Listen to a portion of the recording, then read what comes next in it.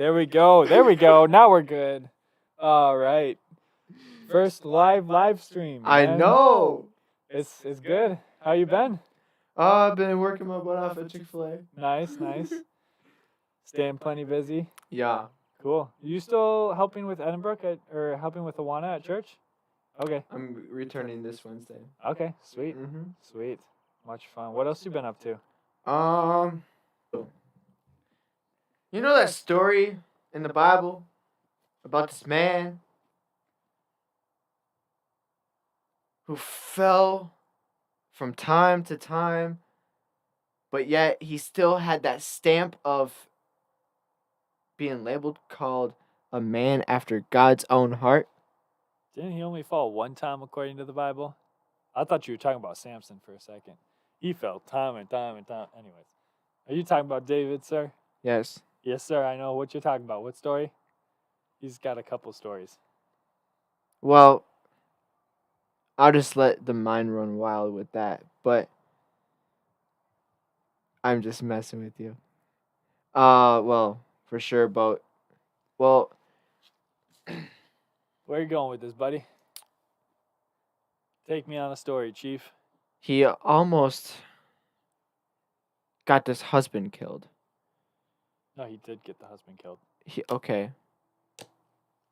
Straight murdered. I need to redo my research. And if that's murder, there's a couple other things happening in this world that are murder. Dun dun dun. Okay. You know how he got his or her white or Her husband, for clarification. Johnny's having a tough day. I think he needs to go to the bathroom now. Bathroom break 2. My turn to hold down the fort. I did say hold down the fort before, right? Yeah. I was the one that said holding the tavern. Okay. Stop, Wendy. No. Not Wendy, Wendy. Stop that, Wendy. She's getting away.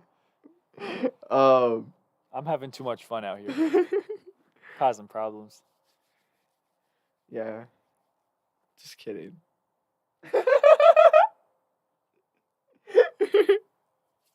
All right, so David. Yes.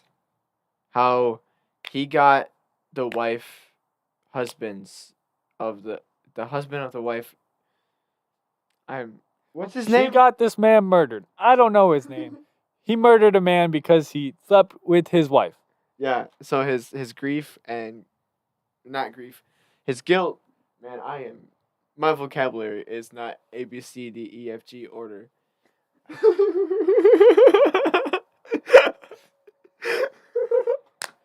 That was clever. Keep going.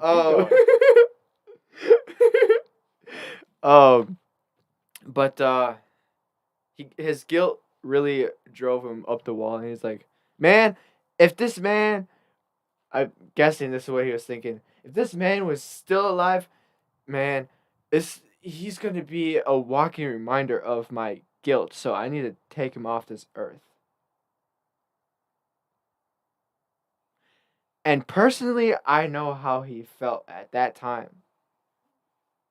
Have I felt like that before? Yes. But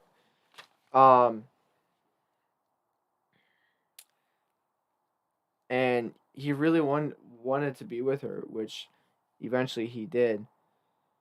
And stuff like that. Well, and part of the problem is in the story he refused. So David got this woman pregnant.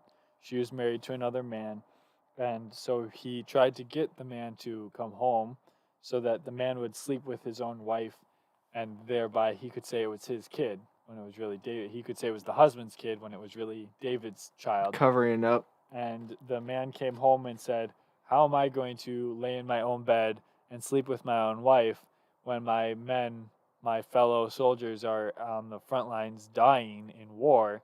And so he refused. And David was like, "What the heck? He's going to know he didn't sleep with his wife because he refused.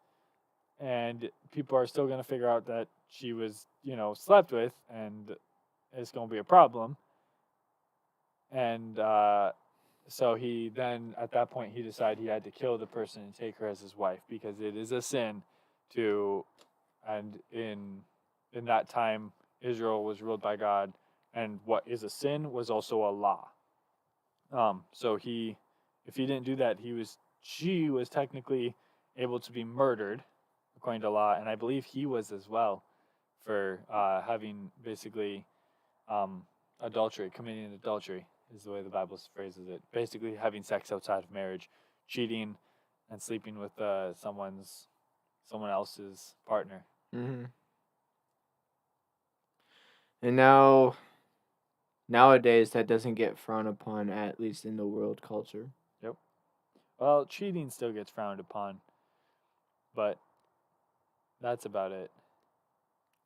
And And in its weird ways it does, but yet again, in some ways it doesn't. well, it gets frowned upon when it's behind their back and it's not with consent. There are definitely relationships where they're like, they call them open relationships, where they say, yeah, we're not mutually exclusive to being sexually intimate with each other. That's not cheating anymore because they know about it. But in our culture, cheating is still very frowned upon. Yeah. But both are wrong either way. So Yeah.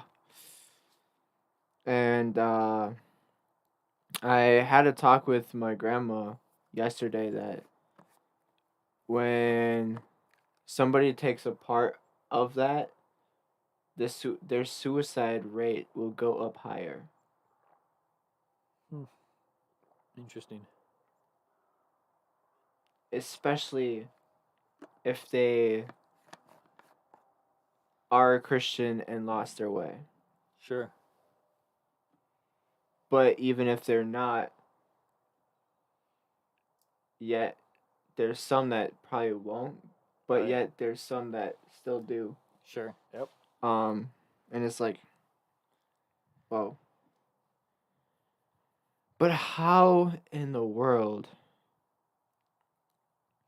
Well, so that kind of opens up to the next topic of, can you be doing God's will even when some Christians think you're not? Even when you're trying to cover it up?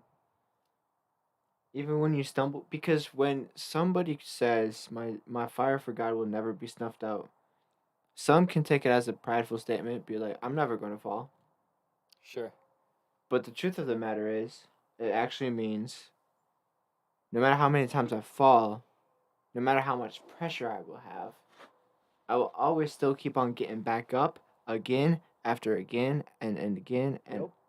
keeps on getting back up. And I heard last night about God uses obstacles in our life to bring us back or bring us to Him.